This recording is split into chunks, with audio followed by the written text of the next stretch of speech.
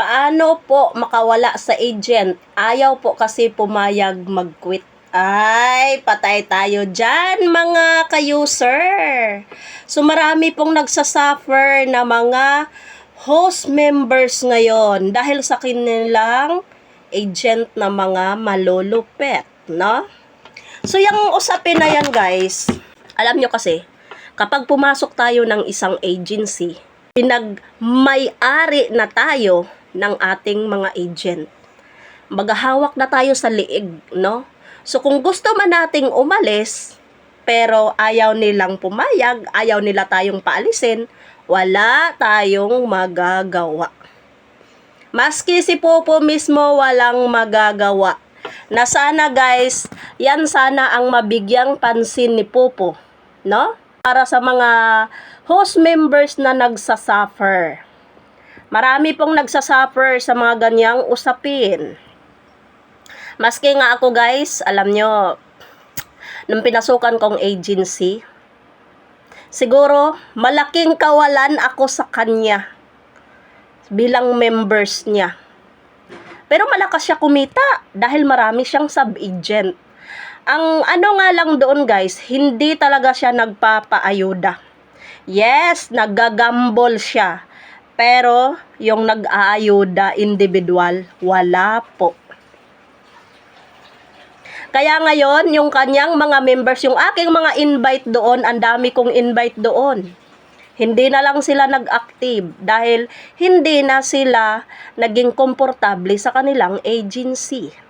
Now, which is, kapag nag-quit sila, marami pang cheche, boreche, although nagre-release naman.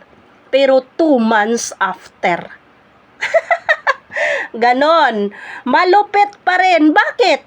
Mga agent, shout out sa mga agent dyan, no? Kung mag-quit ang inyong members, i-approve nyo lang naman yan. Ganon lang kabilis.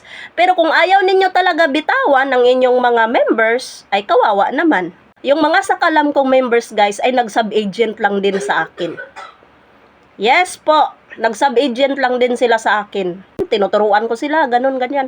Pero mga personal account lang po sila guys dahil hindi sila kumukuha ng mga members. Nag-sub-agent sila, ang membro nila parang kanilang mga ano lang, mga dummy account.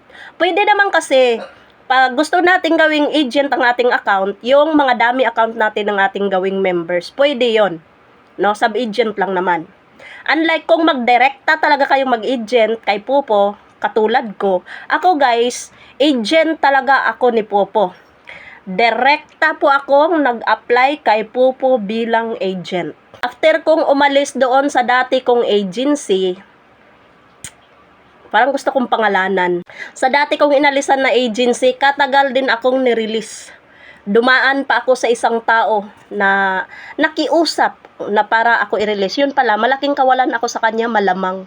Kasi sugarol ako eh. Biruin nyo yan, nangunguna ako sa naging members niya doon. Sila, nagbilang na sila ng taon, 2 taon, ako ilang buwan pa lang. Pero yung pinakamataas nilang level doon, na naging admin, nahabol ko, inabutan ko. Yes, naabot ko at parang lumamang pa nga ako eh. Naging sakalam ako sa kanyang agency. Kasi sugarol nga ako. So yun po yung kwento na nanghinayang siguro siyang akong i-release. Now which is, nalaman niyang nag-agent na ako, doon ako kay Popo nag-apply. Ang sabi niya, bakit ka doon kay Popo nag-apply? Diba binigyan kita ng link? So sorry naman po. Kasi hindi ko naman din inisip ng kung ano-ano or may purpose. Walang ano guys. Ang ano ko lang talaga doon kasi alam nyo, believe kasi ako sa agent ko that time. And then kumbaga loyal din ako sa kanya kasi ginawa kong admin eh. So walang naging problema. Umalis ako sa kanya na wala naman akong galit sa kanya. Kumbaga hindi ko lang talaga naunawaan yung buong agency kasi naging toxic. So yun po yun. Kumbaga ayaw ko ng gulo, ayaw ko ng away-away, ganun. Hanggat talagang gusto ko na lang lumaya, ganun. So na-release nga ako pero matagal. Dumaan pa ako sa isang kapsuyo ako na baka pwede mong i-message ganito si ma'am na mag-quit na ako, i-release niya ako. Kasi nakailang paalam na ako, guys. Nag-isang linggo na ako, hindi pa ako ni-release. Ang dami pa niyang mga tanong-tanong, mga chichi-burichi, ganyan. Tumawag pa siya, on-cam, ganyan. Kasi parang ayaw niya akong bitawan. So, December 27, ako nag-apply kay Pupo. Pagka 28, kinabukasan, naging ganap na akong agent. Na wala akong idea, wala din akong alam kung paano talaga i-manage yung pagiging agent, no? Talagang inaral ko lang, at inalam ko lang, ganon. So, ako ay isang agent talaga ni Pupo. Kay Pupo ako nag-apply. Yes po. So, yun na nga, naging problema ang mga host members na hindi binitaw ng mga agent. Kasi guys, ano't ano pa man ang rason ng mga agent kung bakit hindi kayo bibitawan, isa lang ang dahilan dyan. Sayang kasi kung bitawan nila kayo, lalo na kung malakas kayo mag-trade. Nagkakaroon ng income ang agency. Actually, ang agent kumikita sa mga traders. Yes, kung traders kayo, ay siya. Bakit kayo bibitawan? Kumikita siya sa'yo. 'Di ba? So, yun po yun. So, sa ibang kadahilanan naman, sabi nila, narinig ko lang sa ibang agent, mga pasaway daw na member host, pahirapan nila. Actually, kung ako ang tatanungin, mas pinahirapan nila yung mga sarili nila. Bakit ayaw ninyo palayain ang gustong lumaya? 'Di ba? Huwag nating ipilit ang sarili natin sa ayaw. No? Ano ba yan? Parang matindi pa kayo sa pinakataas-taasan natin na gusto nyong hawakan yung tao eh. Ay, char! Nagsalita. So, kawawa talaga. Wala kayong magagawa, guys, kung ayaw kayo i-release ng inyong mga agent. Pero ito, itry nyo lang. Kasi tinuturo ko na to sa mga iilan. Kung gusto nyong, I hope so na hindi mapanood tong video kong ito sa mga agent na mga gahaman. Kasi, mostly, sa mga agent host na ayaw bitawan, kausapin nyo yung mga agent ninyo, sabihin nyo mag-sub-agent kayo. At nang sa ganun, i-release kayo. And then, bibigyan kayo ng link para pag fill upin kayo as agent. Magiging agent kayo.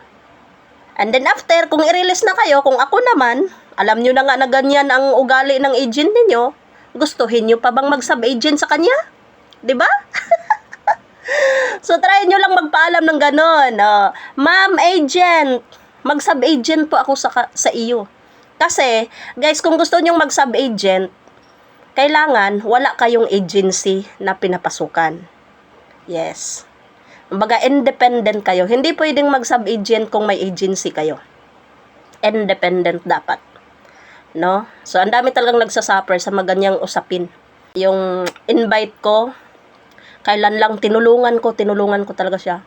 And the end, ang daming reply, ang daming chichu, mga ganito, ang dami, kapag kahaba-haba na message. Ang ending, 2 months pa siya bago ma-release. Kasi rules daw nila yun. Rules is rules. Rules na kalokohan. Bakit ako? Pag nagpaalam yung membro ko, may mga membro ako na nag-alisan, yung iba, nagpaalam. Yung iba naman hindi. Nakita ko dun sa wall na nag-quit, ay wala na akong tanong-tanong. Approve agad. Kasi ang rason ko, bakit hahawakan natin yung tao na ayaw naman sa atin? 'Di ba? Daling salita, guys, kung bakit ayaw kayo bitawan ng inyong mga agent. Pagkakitaan kayo. Ganun lang. Bakit hindi kayo i-release? 'Di ba? For what reason? Ay, para pagkakitaan kayo. Yun.